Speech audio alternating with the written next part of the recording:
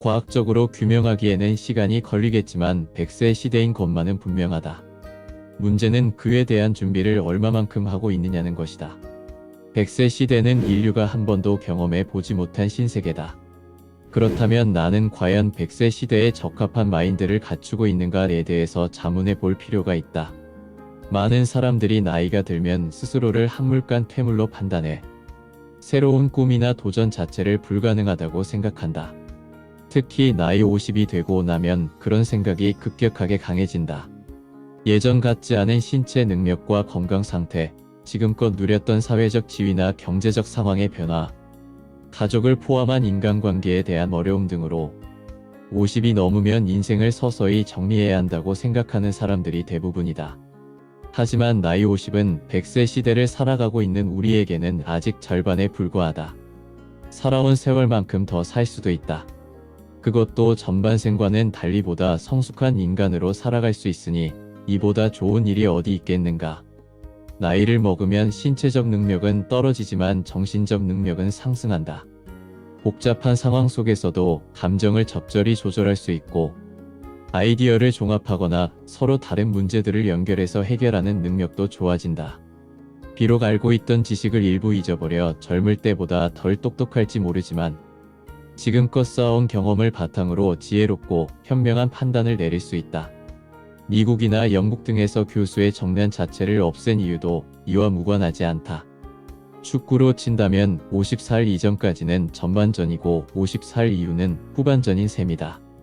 후반전의 전략을 어떻게 세우느냐에 따라 전반전의 우세를 굳힐 수도 있고 실수를 만회하여 승부를 뒤집는 짜릿한 역전을 맛볼 수도 있다. 50대는 꿈꾸고 도전할 때지 삶을 정리할 때가 아니다. 일에 대한 부담감이나 자식에 대한 부양 의무에서도 일정 부분 벗어나게 됨으로써 전반생보다 자유로운 삶을 살 수 있다.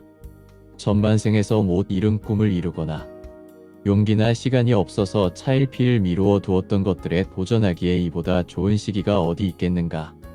물론 경제적으로 여유가 있다면 선택의 폭 또한 넓어지겠지만 그렇지 않더라도 실망하거나 좌절할 필요는 없다.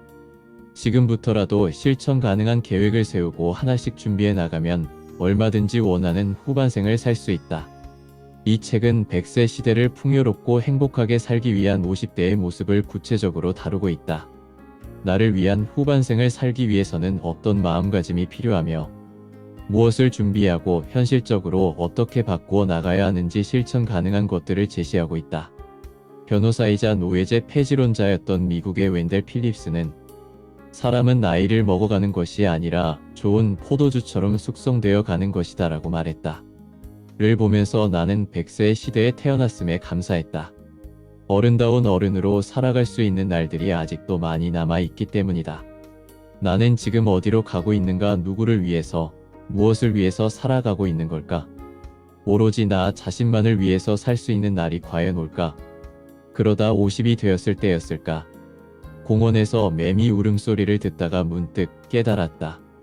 매미의 울음소리나 인생이나 짧기는 거기서 거기라는 것을. 짧은 인생 중 이미 반생을 살아버렸으니 내가 만일 좀 더 일찍이라는 말을 더 이상 해서는 안 된다는 것을. 그때부터 나는 작심하고 내 인생의 주인으로 살기 시작했다.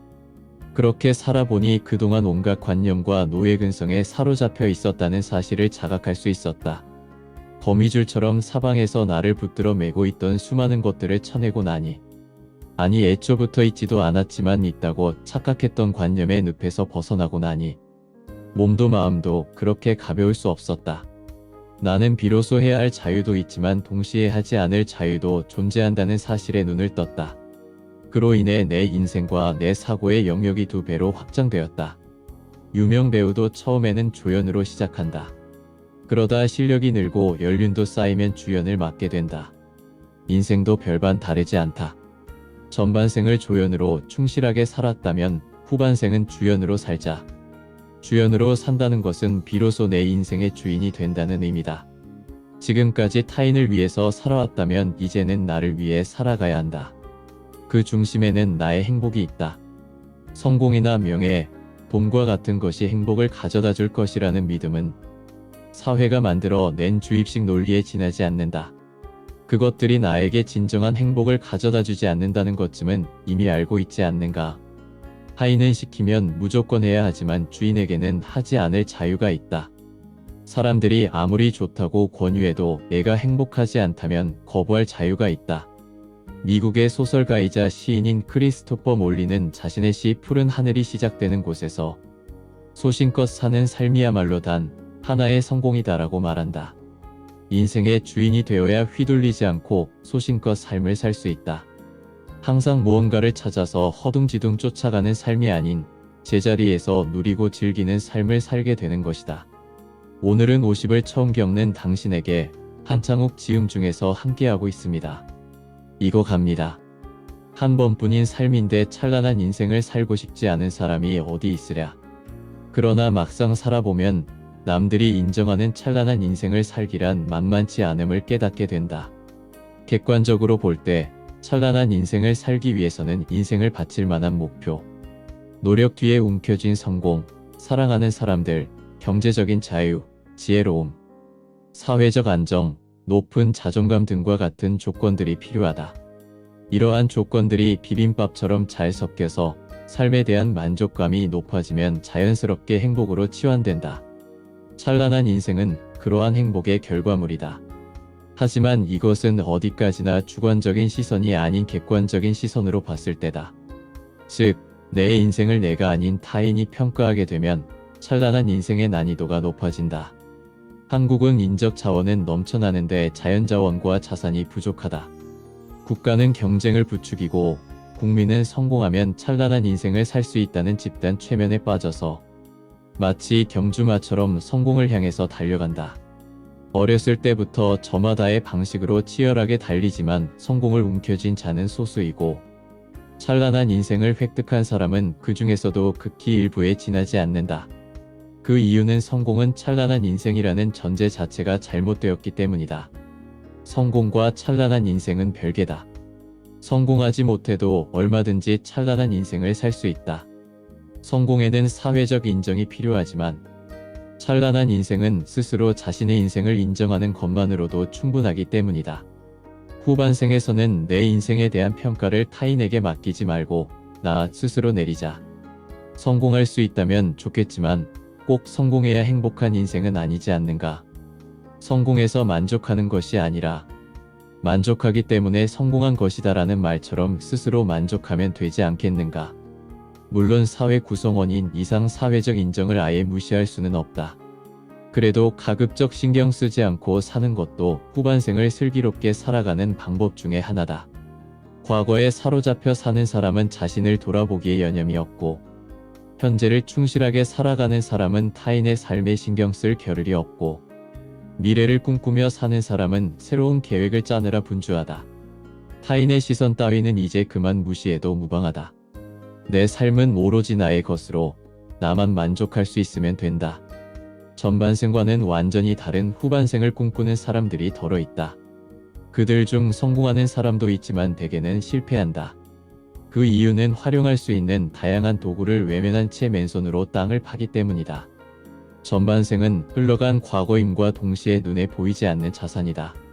그 안에 경험, 인맥, 자신감, 지혜 등을 비롯한 다양한 보물이 숨겨져 있다. 만약 성공적인 후반생을 살고 싶다면 전반생의 연장선에서 미래를 꿈꾸는 것이 바람직하다. 나이는 괜히 먹는 것이 아니다. 지나간 것은 모두 그 나름대로 의미를 가진다. 50대쯤 되면 자신이 전반생에 무엇을 욕망하며 살아왔고 후반생은 어떻게 살고 싶은지, 실제로 내가 무엇을 잘하며 어떤 일을 할 때 행복을 느끼는지 생각해야 한다. 또 가장 스트레스를 받는 순간은 언제이며 하고 싶었지만 하지 못했던 일은 무엇이 있고 후회 없는 삶을 살기 위해서는 어떻게 살아야 하는지 남은 인생에 대해 전반적인 고민이 필요하다. 이렇게 스스로에게 묻고 이런저런 의무감이나 관념에 가려져 있는 내 안에 숨겨진 진실을 들여다보기 위해서 노력하다 보면 후반생을 어떻게 살아야 할지 대략의 그림이 그려진다. 경제적으로 별다른 어려움이 없다면 해보고 싶었던 일들을 하며 후반생을 사는 것도 괜찮다. 하지만 일하며 경제적인 문제도 동시에 해결해야 한다면 전반생과의 연결성을 깊이 고민해야 한다. 20대의 직장을 구하는 것과 50대의 직장을 구하는 것은 완전히 다른 문제다. 20대에는 대개 자신의 적성이나 능력을 모른 채 취업한다. 그러나 50대에는 자신의 적성이나 능력 등을 누구보다 잘 알고 있기 때문에 어떤 일이 자신에게 적합한지 분명하게 알고 있다. 50대의 새로운 직업을 찾을 때 중요하게 생각해야 하는 부분은 융합과 복합으로 인한 시너지 효과다. 전반생에 해왔던 일을 고스란히 이어서 할 수 있다면 좋지만 대개는 딱 떨어지는 일이 없어서 그와 유사한 일을 찾게 된다. 이때 시야를 넓혀서 생각한다면 보다 다양한 직업을 수용할 수 있다. 자동차 왕이라 불리는 헨리 포드는 이렇게 말한다. 인생은 경험의 연속이다. 그리고 자신이 무언가를 경험하고 있다고 자각하지 못할 때조차 경험은 인간을 성장시킨다. 우리는 스스로의 자질을 발전시키고 전진해 나가며 좌절과 슬픔을 이겨내는 법을 배워야 한다. 내가 후반생을 낙관하는 가장 큰 이유는 전반생에 대한 경험이 있기 때문이다. 전반생에서 나는 어떤 사람이었는지부터 정확히 파악할 필요가 있다. 나를 정확히 알면 알수록 후반생을 성공적으로 살아갈 수 있게 된다. 물질 만능주의 시대의 특징은 화려함에 있다. 아름다운 집, 멋진 자동차, 유명 디자이너가 만든 옷, 먹음직스러운 음식 등을 비롯한 온갖 것들이 시선을 빼앗는다. 물질에 사로잡히면 잡힐수록 마음은 점점 빈곤해진다. 인간의 욕망은 끝이 없어서 물질이 채워지면 충족감을 느끼지만 그것은 그리 오래가지 않는다. 얼마 못 가서 다시 끈모를 허기와 갈증을 느끼게 된다. 프랑스의 철학자이자 수학자인 파스칼은 이렇게 말한다. 사람들이 무슨 일을 도모하고 있는지 주위를 돌아보아라. 사람들은 가장 소중하고 필요한 것들을 제쳐놓고 쓸데없는 것들, 즉 춤, 음악, 노래, 집, 재산, 권력과 같은 것을 생각한다. 거기다가 왕과 부자를 시샘하느라 많은 시간을 보낸다. 그러면서도 그들은 그런 것들이 인간다운 삶을 살아가는 데 있어 과연 정말로 필요한 것인가에 대해서는 전혀 생각하지 않는다. 전반생에서 우리는 위를 보며 살아왔다. 가진 것보다 가지지 못한 것을 열망했고 현재보다 미래에 더 많은 시간과 정열을 투자했다. 물론 그 나름대로 의미 있는 삶이다. 그러나 후반생에는 전반생과는 조금 다른 삶을 살아야 한다. 가지지 못한 것만을 추구하며 살기보다는 내가 가진 것에 감사하며 나를 사랑하는 삶을 살도록 노력해야 한다. 재물이 지닌 위력을 무시할 수는 없지만 후반생을 풍성하게 하는 것은 삶에 대한 깨달음이요 마음의 여유이기 때문이다. 살면서 인생을 어떻게 살 것인가에 대해서 고민해 본 적이 있는가? 만약 고민했다고 해도 잠깐 생각하다 말았을 것이다. 세상은 우리가 이런 철학적 사색에 깊이 빠져들도록 가만히 놓아두지 않는다. 그래도 후반생에는 이런 물음에 대해서 스스로 묻고 스스로 답해야 한다. 그 답이 명확하지 않아도 괜찮다. 습관적으로 질문하고 답을 하다 보면 어렴풋하게나마 삶의 의미를 깨닫게 된다. 그리고 삶을 관조할 수 있는 마음의 여유가 생긴다. 후반생은 전반생과 여러모로 다르다.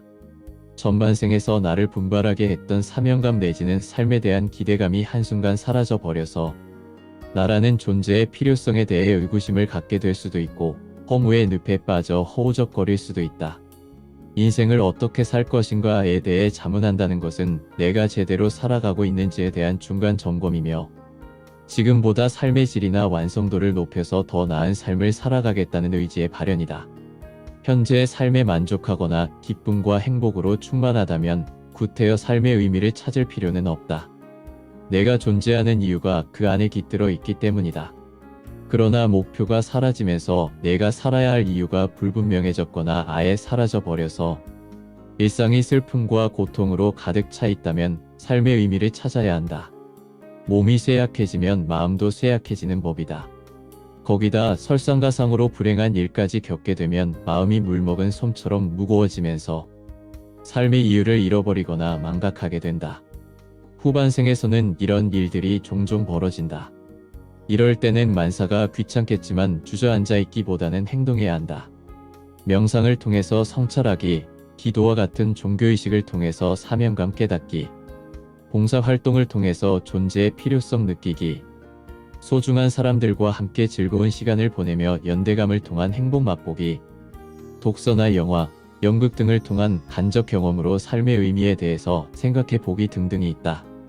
죽음의 수용소의 저자인 빅터 프랭클은 인간의 의미를 찾는 것은 그 사람의 삶에서 가장 기본적인 동기부여다라고 말했다. 삶의 의미를 찾다 보면 자연스럽게 인간의 의미, 존재의 의미에 대해서 생각하게 된다. 인간은 무엇이며 내가 존재한다는 것은 어떤 의미가 있는가? 하물며 들판의 잡초도 나름대로 의미가 있어서 이 세상에 존재할 텐데 내가 존재하는 이유는 무엇일까? 후반생의 끝에는 죽음이 기다리고 있다. 삶의 의미를 찾으면 목표를 갖고 후반생을 힘차게 살아갈 수 있고 또한 그 과정에서 죽음의 의미에 대해서도 사색할 수 있어서 편안하고 만족스러운 죽음을 맞이할 수 있다. 임종의 순간 나의 인생이 결코 헛되지 않았음을 떠올릴 수 있다면 나름 성공한 삶이 아니겠는가. 간혹 후배들로부터 후반생은 언제부터 준비해야 합니까? 라는 질문을 받는다. 나는 그럴 때마다 지금 이 시간부터라고 대답한다. 준비가 빠르면 빠를수록 성공적인 후반생을 살아갈 확률이 높다. 퇴직을 눈앞에 두게 되면 생각이 많아져서 무언가를 체계적으로 준비할 마음의 여유가 사라진다. 생각할 시간적인 여유가 있을 때 후반생을 어떻게 살 것인지에 대해서 충분히 사색해보고 결정을 내린다면 설령 중간에 일이 계획대로 풀리지 않더라도 버텨낼 수 있다. 또한 시간이 충분하다면 후반생을 살아가는 데에 있어서 필요한 지식을 쌓을 수 있고 학위나 자격증도 딸 수 있다. 퇴직하고 나면 이런저런 장벽에 막혀 대학이나 학원에 다니기가 쉽지 않다. 직장에 몸을 담고 있을 때 좀 더 부지런히 움직일 필요가 있다. 후반생을 어떻게 사느냐에 따라 인생 전체가 결정되기 때문에 성공적인 후반생을 살기 위해서는 철저한 준비가 필요하다. 당신이 지금 회사에서 능력 있는 인재로 주목받고 있다고 하더라도 퇴직하고 나면 아무도 알아주지 않는다. 오히려 높은 지위와 주목받았던 인재라는 사실이 새롭게 후반생을 살아가려는 당신의 발목을 붙잡을 확률이 높다. 50대라 해도 아직 늦은 것은 아니다. 지금 이 순간부터 준비해 나가면 된다. 인생에는 3번의 기회가 찾아온다고 한다. 후반생은 새로운 기회다. 당신이 지금까지 어떤 인생을 살아왔든지 간에 준비만 잘한다면 그 기회를 잡을 수 있다. 영국의 작가이자 정치가인 벤저민 디즈레일리는 이렇게 말한다. 인생의 성공 비결은 기회가 다가올 때 그것을 받아들일 준비가 되어 있는가, 그렇지 않은가에 달려 있다. 나이를 먹어갈수록 세월의 흐름에는 가속도가 붙는다. 당신이 이 책을 읽고 있다는 것은 준비할 시간이 그리 많지 않음을 의미한다. 지금 당장 후반생을 계획하고 차분하게 하나씩 준비해 나가야 한다. 아이가 성장하여 독립하는 시기를 전후해서 부모들 상당수가 갱년기 증후군을 앓는다. 여성은 여성 호르몬인 에스트로겐 분비가 줄어들고 폐경기가 찾아올 때, 남성은 남성 호르몬인 테스토스테론의 분비 감소로 성욕 감퇴가 찾아올 때, 전반적인 신체 기능이 쇠약해지게 되고 그로 인해 자연스럽게 늙었다는 생각에 사로잡히게 된다. 하지만 100세 시대를 살아가고 있는 지금 50세는 결코 늙은 것이 아니요, 나이를 많이 먹은 것도 아니다. 후한서 마수전에 노당익장이라는 고사성어가 나온다. 동정호 일대에서 오랑캐가 창궐하자 광무제가 군대를 보냈으나 전멸하고 만다. 그러자 62세인 마원이 나서서 군대를 이끌고 출정하겠다고 건의하자 광무제가 늙었다는 이유로 만류한다. 그러자 마원이 이렇게 말한다. 대장부가 뜻을 품었으면 어려울수록 의지가 굳세야 하고 늙을수록 의욕과 기력이 왕성해야 합니다. 결국 광무제를 설득해서 출정한 마원은 반란군을 진압한다. 이에 광무제는 그대야말로 노당익장이로군 하며 그의 공로를 치하한다. 늙을수록 의욕과 기력이 왕성해야 한다는 뜻의 노당익장은 흔히들 줄여서 노익장이라 표현한다. 기술의 발달과 함께 세상은 빠르게 바뀌고 있다. 50세는 결코 많은 나이가 아니다. 마라톤의 풀코스를 달리는 선수가 반환점을 돌면서 이제 다 왔다고 말하지는 않는다. 아직 가야 할 길이 멀었고 체력도 충분하다. 토마스 울만은 78세에 쓴 청춘이라는 시에서 이렇게 노래한다. 나이를 먹는다고 해서 늙는 것은 아니다. 이상을 잃어버릴 때 비로소 늙는 것이다. 50세는 인생을 정리할 나이가 아니라 새로운 꿈을 꿔야 할 나이다. 후반생을 멋지게 살기 위한 새로운 삶을 설계해야 할 나이다. 다음 이야기는 인생의 키워드를 바꿔라입니다. 아니, 다른 사람이 나를 어떻게 보겠어 벌어봤자 얼마나 된다고. 차라리 안 사 입고 덜 먹는 게 낫지. 대개 50세는 이전의 인생은 사회적 지위, 연봉, 명예나 권력 등의 측면에서 볼 때 자신의 인생에서 절정의 시기라 할 수 있다. 절정에 오른 날을 자랑스러워할수록 절정의 짜릿한 맛을 못 잊을수록 후반생으로 넘어가는 과정이 험난하다. 후반생을 일찍 준비한 사람은 그 과정에서 불필요한 지위나 체면, 관습 등은 내려놓고 산뜻하게 후반생을 시작한다.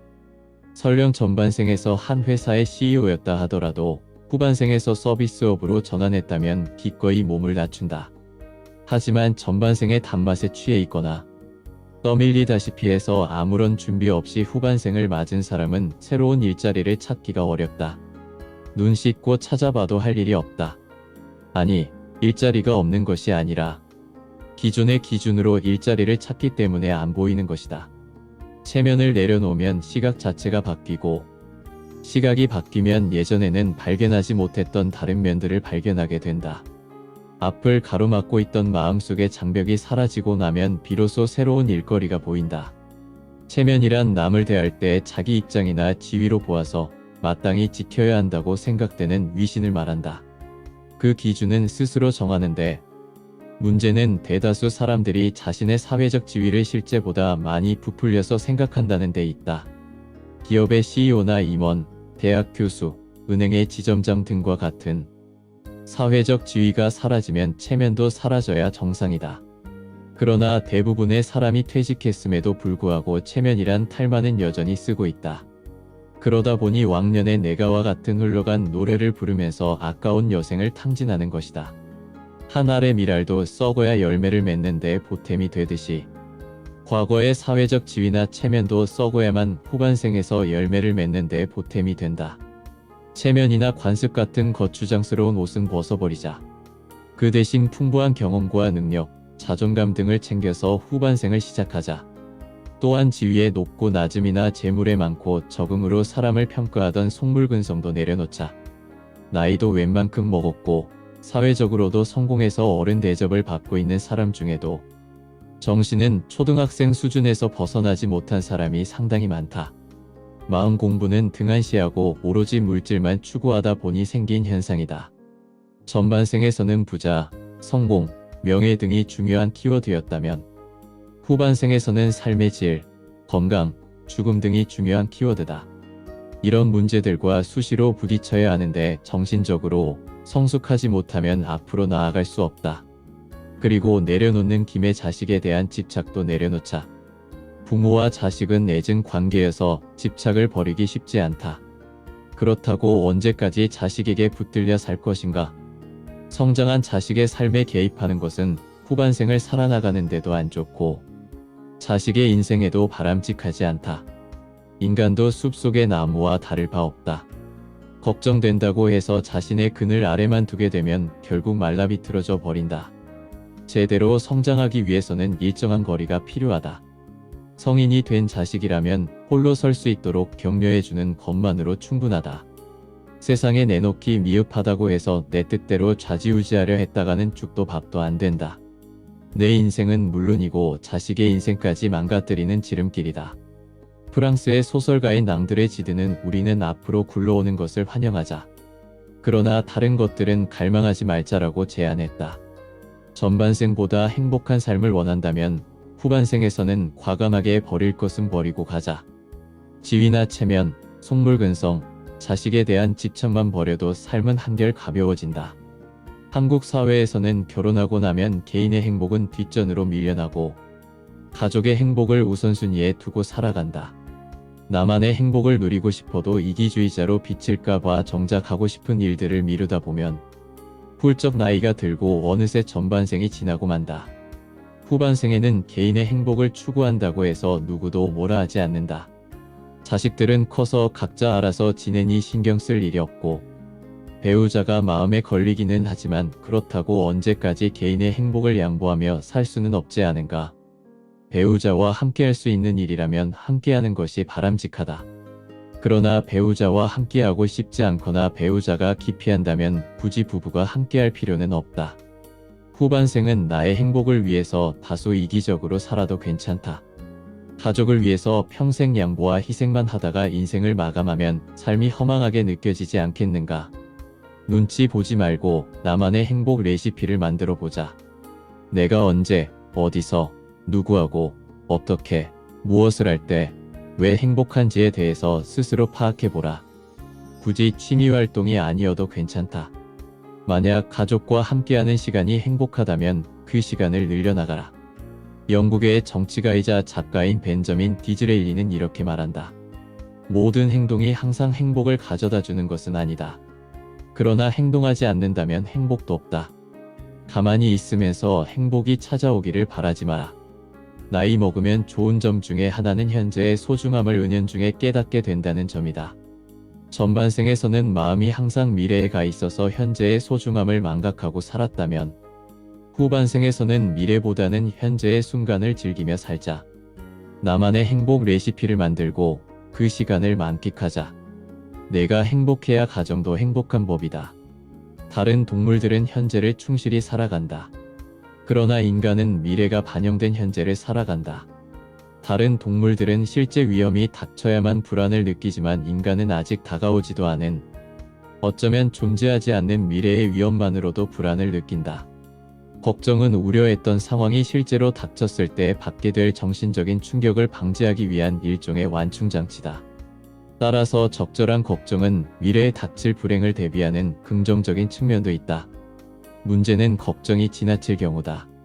현실 감각이 부족한 사람일수록, 내향적인 사람일수록 지나친 걱정을 하는 경향이 있다. 이들은 걱정을 하고 나서 대비책을 세우기보다는 걱정하는 것만으로 걱정을 해결하려고 한다. 그러다 보니 걱정은 꼬리에 꼬리를 물고 끝없이 이어지고 결국엔 삶 자체가 무의미해지고 무기력해지는 우울증에 걸리게 된다. 심하면 자살 충동을 느끼기도 한다. 내가 전반생을 살면서 깨달은 것 가운데 하나는 지나친 걱정은 기우일 뿐이라는 것이다. 이 세상에는 우리가 전혀 예측할 수 없는 우연의 힘이 작용해서 상상했던 최악의 상황이 실제로 찾아오는 경우는 극히 드물다. 제14대 달라이 라마인 텐진 캬초는 걱정에 대해서 이렇게 말한다. 어떤 문제를 해결할 수 있고 그에 대해 당신이 무언가를 행동할 수 있다면 걱정할 필요가 없다. 그리고 해결할 수 없는 것이라면 걱정해도 어쩔 수 없다. 그 어느 쪽이든 걱정을 통해서 얻을 수 있는 것은 아무것도 없다. 100세 시대인데 노후 대비가 전혀 안 되어 있다고 하더라도 지나치게 걱정할 필요는 없다. 들판에 풀잎을 보라. 세찬 바람이 불면 뿌리째 뽑혀 나갈 것 같지만 꿋꿋하게 이겨내지 않는가. 인생도 마찬가지다. 때로는 세차게 흔들리겠지만 어떻게든 살아가는 것이 인생이다. 흔히 100세 시대는 무병장수라고 착각하기 쉽다. 하지만 현실은 그렇지 않다. 오히려 100세 시대는 유병장수에 가깝다. 진보된 현대의학은 병을 깔끔하게 없애주는 것이 아니라 질병이 있음에도 불구하고 관리만 잘하면 장수를 누릴 수 있음을 증명해 나가고 있다.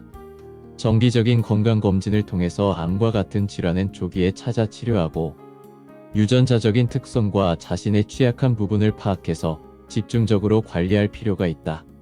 오프라 윈프리는 내 신체에 감사하는 것이 나 자신을 더 사랑하는 열쇠임을 비로소 깨달았다고 고백했다. 내 인생의 중심 즉 내 우주의 중심에는 나가 있다. 그 나를 가능하게 하는 것이 바로 신체다. 오늘의 나를 있게 해준 부모와 신에게 감사하며 살아가다 보면 내 몸에서 보내는 작은 신호도 무시할 수 없다. 세월의 흐름과 함께 자연스럽게 찾아오는 노화는 받아들이되 현대의학으로 극복 가능한 부분은 적극적으로 대처해 나가자. 그것이 바로 나 자신을 사랑하는 길이요. 부모와 신에 대한 존경과 감사의 표시이자 삶의 질을 높이는 가장 확실한 방법이다. 후반생의 특징 가운데 하나는 허들처럼 곳곳에 세워져 있는 온갖 불행을 뛰어넘으며 앞으로 달려가야 한다는 점이다. 그중 가장 큰 스트레스는 사별이다. 부모나 배우자, 자식, 친구와의 사별은 적지 않은 후유증을 남긴다. 거기에다 질병이나 갑작스러운 사고, 실직, 사업 실패, 믿었던 지인의 배신 등을 비롯해서 전반생에서는 겪어보지 못했던 온갖 불행들이 곳곳에 도사리고 있다. 자칫 넘어져서 일어서지 못하면 그대로 인생을 마감할 수도 있다.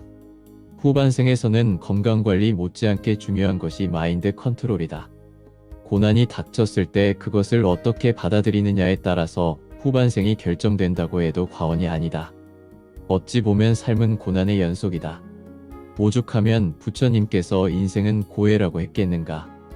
괴로움이 끝없이 이어지고 온갖 불행이 난무하는 곳이 우리의 인생이다.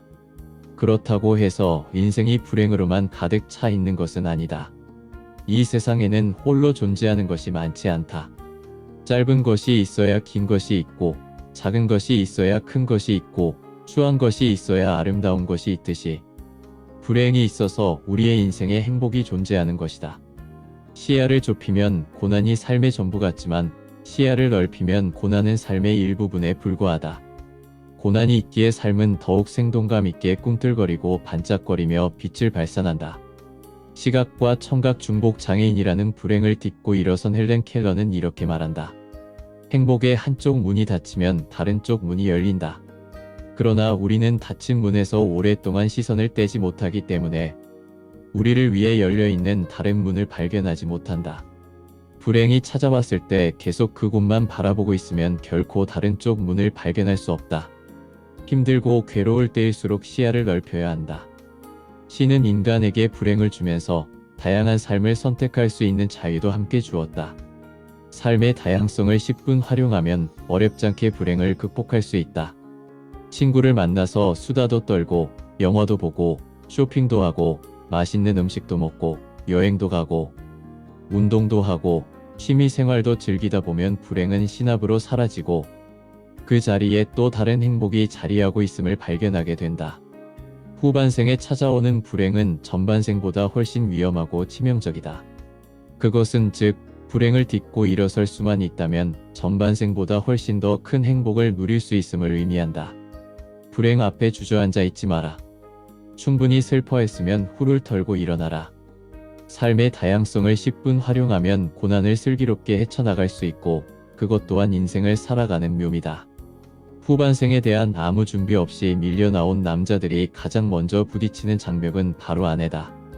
각자의 역할이 명확할 때는 서로 바쁘다 보니 웬만한 문제는 밖으로 표출하지 않고 안에서 사귀고 만다. 그러다 퇴직하게 되면 바깥 창반이라는 호칭은 떨어져 나가서 집에서 뒹구는 양반으로 전락하게 된다. 안 사람의 고유 영역인 집안에서 빈둥거리다 보면 은연중 아내의 눈치를 살피게 된다. 오랜 세월 살아왔지만 좁은 공간에서 장시간을 함께했던 경험이 많지 않기에 아내 역시 이런 상황이 불편하다. 눈치가 보여서 하는 일도 없이 밖을 떠돌다 보면 아내와 서먹서먹한 사이가 된다. 퇴직하게 되면 남편은 아내와 함께 시간을 보내고 싶어한다. 반면 아내는 혼자서 시간을 보내고 싶어한다. 그동안 육아와 남편 뒷바라지하느라 청춘을 다 바쳤는데 후반생마저 남편의 뒤치다꺼리를 하며 보내고 싶지 않기 때문이다. 황혼 이혼이 늘어가는 이유도 이와 무관하지 않다. 성공적인 후반생을 보내고 싶다면 부부에 대한 정의부터 새롭게 내릴 필요가 있다. 아내는 인생의 동반자이자 동료이지 가사를 책임지거나 내조하는 사람이 아니다. 또한 아내가 나만 바라보며 살 것이라는 편견도 버려야 한다. 부부는 일심동체를 지향한다. 그러나 남녀의 특성이나 성격을 고려해 볼 때 결코 한 몸이 될 수는 없는 사이다. 물론 일심동체가 되어서 험한 세상을 살아갈 수 있다면 더할 나위 없겠지만 현실적으로 불가능한 일이다. 남들 보기에는 좋아 보일지라도 그것이 진정 행복한 삶인지는 당사자들 외에 누가 알 수 있겠는가. 사랑이란 마주 보는 것이 아니라 같은 방향을 바라보는 것이다라는 생텍쥐페리의 말처럼 바람직한 부부관계는 마주보며 살 때가 아니라 같은 방향을 바라보며 각자의 삶을 살 때 형성된다. 그러기 위해서는 세 가지가 필요하다. 첫째, 가사를 분담하라. 퇴직했다고 밖을 무작정 떠돌 것이 아니라 살림을 분담해야 한다. 아내가 힘들어하거나 귀찮아하는 일을 찾아서 하다 보면 자연스럽게 살림 분담이 이루어진다. 둘째, 미래에 대한 생각이나 계획을 공유하라. 미래를 함께한다는 것은 모든 걸 함께하겠다는 의미다. 인간은 현재 속의 미래를 반영해서 살아가기에 미래를 공유하다 보면 운명 공동체라는 인식이 강화된다. 셋째, 아내의 홀로서기를 지원하라. 아내에게 나의 행복 기차에 편승할 것을 강요할 것이 아니라 아내의 행복 기차가 스스로 달릴 수 있도록 물심양면으로 도와야 한다. 평소에 배우고 싶었던 것이나 원하는 취미 활동 등을 지원해주고 아내가 충분한 행복을 누릴 수 있도록 기회를 제공하라. 프랑스 소설가인 앙드레 모루아는 이렇게 말한다. 진실하게 맺어진 부부는 젊음의 상실이 불행으로 느껴지지 않는다. 왜냐하면 같이 늙어가는 즐거움이 나이 먹는 괴로움을 잊게 해주기 때문이다. 처음부터 진실하게 맺어진 부부는 없다. 함께 있을 때는 행복하지만 떨어져 있을 때는 불안하고 초조하다면 한쪽이 일방적으로 기대고 있거나 의심하는 사이지 진실한 부부라고 할 수 없다. 함께 있을 때는 물론이고 떨어져 있을 때도 각자의 행복을 누릴 줄 아는 부부가 진실하게 맺어진 부부다. 후반생에서는 나만 늙어가는 것이 아니라 배우자도 함께 늙어간다는 사실을 명심할 필요가 있다. 나이 먹으면 사소한 일에도 마음의 상처를 입는다. 내 입장만 강요하거나 배려해 주기를 바랄 것이 아니라 서로가 서로를 배려해 줄 때 부부 관계가 진실해진다. 고령화 사회에 접어들면서 일본에서 황혼 이혼이 급증하더니 몇 년 전부터는 한국에서도 황혼 이혼이 급증하고 있다. 후반생은 미성년 자녀가 없다 보니 부부관계가 돈독해지기도 하고 반대로 사소한 일로 다투다 남남이 되기도 한다. 긴 세월 함께 살다 보면 묵은 감정이 쌓이게 마련이다. 아이들이 성인이 될 즈음이면 밀려드는 외로움과 함께 결혼 생활에 대한 회의감까지 밀려든다. 나이를 먹으면 배우자가 한층 더 성숙해지고 관대해지기를 바랐건만 현실은 그 반대인 경우가 대부분이기 때문이다. 남자든 여자든 노하기에 접어들면 생각이 많아진다. 건강하게 살 수 있는 날들은 점점 줄어가는데 툭하면 잊고 싶은 과거 일을 끄집어내서 잔소리하고 사소한 일에도 버럭 화를 내고 고집은 고래 힘줄 같아서 배려나 양보를 모르는 꽉 막힌 사람하고 여생을 같이 해야 하는가에 대해서 진지하게 고민하게 된다. 그러다 어느 순간 감정이 폭발하게 되면 이혼이라는 돌아올 수 없는 강을 건너게 된다. 후반생을 시작할 무렵이나 퇴직할 즈음에는 배우자와 속마음을 터놓고 전반생을 살면서 축적된 묵은 감정을 해소하는 시간을 가질 필요가 있다. 나의 단점이나 과거의 잘못, 섭섭한 감정은 배우자가 말해주지 않으면 모른다. 배우자의 섭섭한 감정 또한 말해주지 않으면 나 역시 모른다. 전반생을 살면서 생성된 폭탄의 내관을 미리 제거하지 않으면 불행한 후반생을 맞을 수 있다. 부모님 세대에는 참고 산다는 것이 부부의 공식이었다면 지금은 한 번뿐인 인생인데 왜 내가 참고 살아야 해가 공식처럼 되어가고 있다. 톨스토이는 미움과 사랑에 대해서 이렇게 말한다. 호감이 가지 않거나 심지어 미워하는 사람일지라도 사랑으로 대해야 한다. 진정으로 사랑하는가는 미워하는 사람을 사랑하는 것으로 알 수 있기 때문이다. 인간의 감정은 입으로도 표출되지만 눈을 통해서도 드러난다. 후반생은 계절로 치면 가을이나 겨울 같아서 아름다우면서도 쓸쓸하다. 후반생을 포근하게 보내고 싶다면 배우자를 눈으로도 미워하지 마라. 입가에는 항상 미소를 머금고 사랑해요, 고마워요, 잘 먹을게요, 당신 참 멋져요 등과 같은 말을 입버릇처럼 사용하라. 내가 먼저 섬겨야 섬김을 받는 법이다. 부모와 자식의 관계는 세월이 흘러도 바뀌지 않는다. 그러나 자식을 평생 교육시킬 수는 없다. 부모가 교육시킬 수 있는 시기는 고등학교 졸업 전까지다. 만 19세를 넘어서서 성인이 되면 부모는 자식에 대한 기대 자체를 내려놓아야 한다. 그 대신 신뢰하고 있다는 신호를 자주 보내줘야 한다. 부모의 기대에 미치지 못했다는 자책감은 깊은 고독을 불러오고 우울증으로 이어진다. 진정 자식이 잘 되기를 바란다면, 그동안 자식에게 열과 성을 다했다면, 자식이 두 어깨에 짊어지고 있는 부모의 기대는 이제 그만 내려놓아도 된다고 신호를 보내주자. 기대에는 턱없이 모자란 자식일지라도 내가 어디서 무엇을 하며 살더라도 엄마 아빠는 너를 항상 응원하고 사랑한다라는 신호를 받게 되면 자식은 인격적으로 성숙해지고 자신의 인생에 대해서 스스로 책임을 지기 위해 노력한다.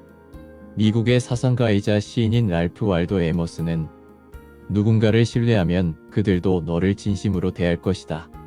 누군가를 훌륭한 사람으로 대하면 그들도 너에게 훌륭한 모습을 보여줄 것이다 라고 했다. 전반생은 자식에게 가정교육을 시켰다면 후반생에서는 인생 선배로서 모범을 보이며 무한한 신뢰를 보내자.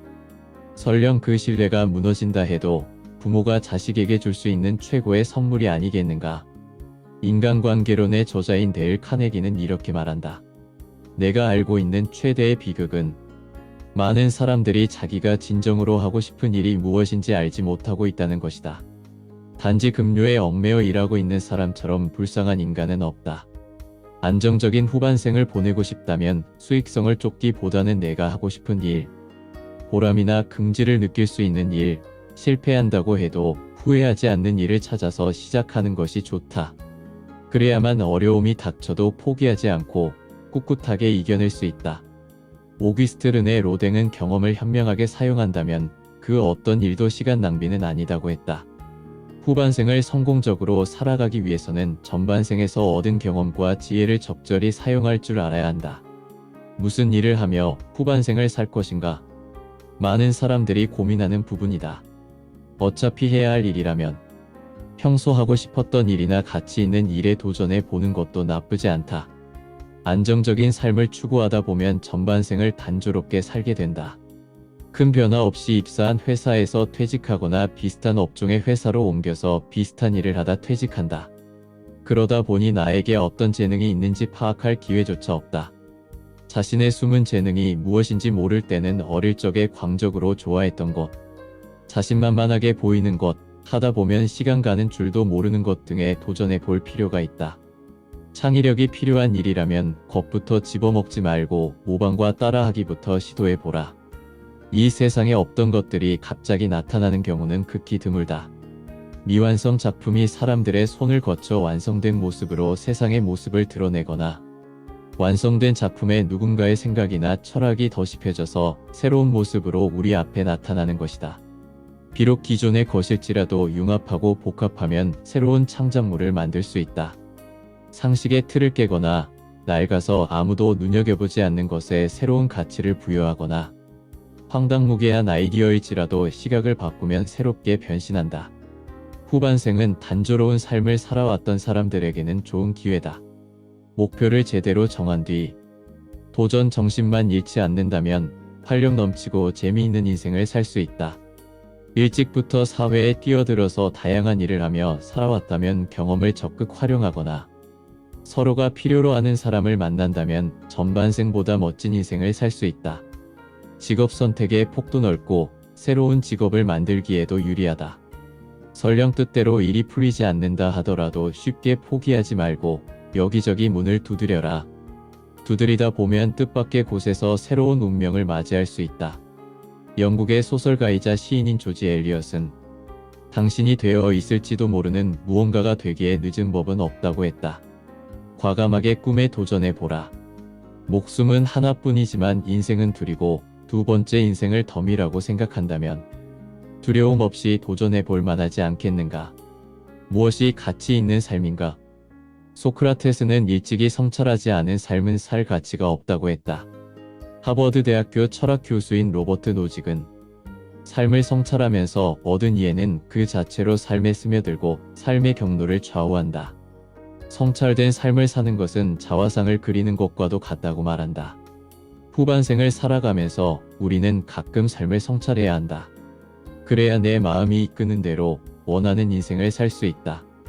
나이를 먹을수록 더불어 사는 삶을 살아야 한다. 젊었을 때는 눈앞의 목표가 뚜렷하기에 혼자서 살아도 고독을 모르지만 나이를 먹으면 목표는 사라지고 고독만 남게 된다. 똑같이 죽음을 향해서 걸어간다고 할지라도 함께 살아가는 사람의 발걸음이 가벼울 수밖에 없다. 단순하게 돈을 버는 행위를 뛰어넘어서 일하며 보람을 느끼고 싶다면 사회적 기업, 마을기업, 협동조합, 사회적 공헌 일자리 등에 관심을 가져볼 필요가 있다.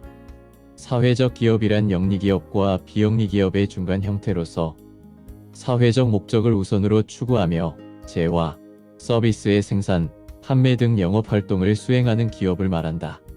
정부의 지원 사업 가운데 하나이며 고용 문제 해결에 대한 대안으로 사회적 기업에 대한 기대가 높아지고 있는 실정이다. 마을 기업은 지역 주민이 지역 자원을 활용한 수익 산업을 통해서 소득 및 일자리를 창출하여 지역 공동체 이익을 실현하는 마을 단위의 사회적 경제 조직이다. 레오나르도 다빈치는 보람있게 보낸 하루가 편안한 잠을 가져다 주듯이 값지게 쓰인 인생은 편안한 죽음을 가져다 준다고 했다. 뜻맞는 사람들과 더불어서 이웃을 위한 삶을 산다면 후반생이 신나지 않겠는가? 후반생에서 새로운 일자리를 찾기란 예상보다 쉽지 않다. 체면이나 위신 따위를 내려놓기가 만만치 않기 때문이다. 전반생을 체면과 위신을 중히 여기며 살아왔는데 사람이 어떻게 하루아침에 변하겠는가? 대다수는 시간이 지나면서 차차 변하지만 덜어는 오히려 더 중히 여기기도 한다. 인간의 뇌는 어떤 계기로 자각하거나 환경이 바뀌어서 불이익을 당하지 않는 한 기존의 것들을 가능한 유지하려는 경향이 있다. 재취업을 하고 싶다면 일기를 써서 내가 처한 상황을 객관적인 시선으로 냉정하게 바라볼 필요가 있다. 뇌는 자기 합리화에 능해서 똑같은 실수를 수없이 반복한다. 반성일기는 객관적인 시선으로 나의 단점이나 잘못을 돌아봄으로써 삶을 개선하게 하는 효과가 있다. 그러나 계속 반성만 하다 보면 감정적으로 침체되어서 우울해진다. 반성일기를 쓰고 나면 칭찬일기로 기분 전환을 해야 한다. 그래야 자신감을 잃지 않고 미래에 대한 낙관적인 시선을 유지할 수 있다. 일기를 꾸준히 쓰다 보면 내가 왜 재취업을 못하는지 그 이유와 함께 체면이나 위신이 실제 삶에서 차지하는 비중은 그리 크지 않다는 사실을 깨닫게 될 것이다.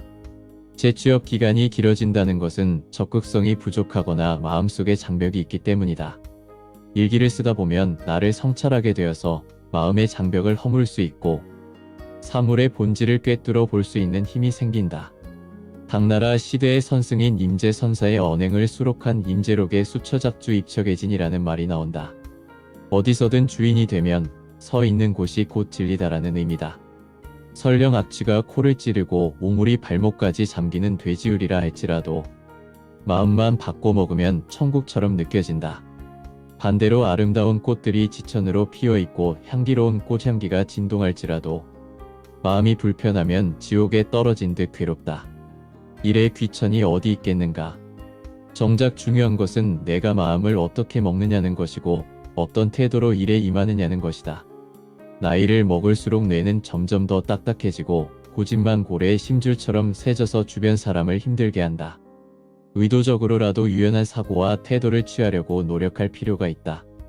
돌멩이처럼 딱딱해서는 세상과 부딪히며 불화만 일으킬 뿐이다. 물처럼 부드러워져야 세상을 온전히 감싸 안을 수 있다. 미국의 정치가이자 과학자인 벤저민 프랭클린은 준비에 실패하는 자는 실패를 준비하는 것이다 라고 했다. 인생이 실패로 끝나기를 바라지 않는다면 시간이 있을 때 후반생을 철저히 준비해야 한다. 허리띠를 풀지 마라. 노년에 돈이 없으면 비참하고 외롭다. 변화의 시대에는 위기와 기회가 공존하기 마련이다. 위기의식에 사로잡혀 있으면 위축되어서 눈앞에 있는 기회조차 잡지 못한다. 비록 경제적으로는 노후 대책이 미흡하더라도 체력이 예전 같지 않더라도 긍정적인 마인드로 후반생을 살아갈 필요가 있다. 세계적인 소설가인 파울로 코엘료는 이렇게 말했다. 단순히 내가 잃어버릴까봐 두려워했기 때문에 잃어버린 것들이 얼마나 많은가. 후반생에서 중요한 것은 시간이다.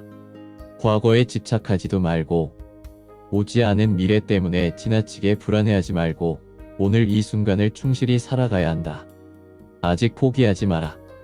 마음을 활짝 열어놓고 틈틈이 성공 기회를 엿보며 살아가다 보면 새로운 문이 열린다. 내용이 길어져서 여기까지 일부 하겠습니다. 이어지는 내용은 2부에서 뵙겠습니다.